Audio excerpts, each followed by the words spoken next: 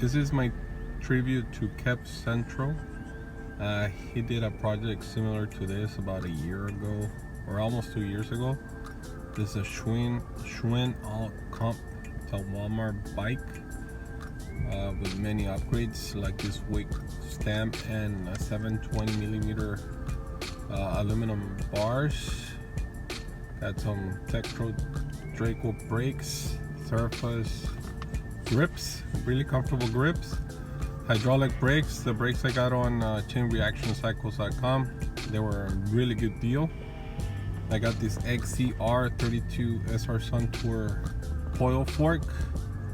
Upgraded the tires to specialized ground control, 2.3 in the front, 27.5, and 2.1, 27.5 in the back. Front wheel stock, front rotor stock. I got a race face seat post, IXF crank set. It comes with the bottom bracket on Amazon, really cheap. Fuker pedals, really grippy. Got this Shimano 10-speed Dior out of my Ragley Big Owl, really crisp shifting, no issues whatsoever. Really great bike overall. The frame is pretty good, pretty robust.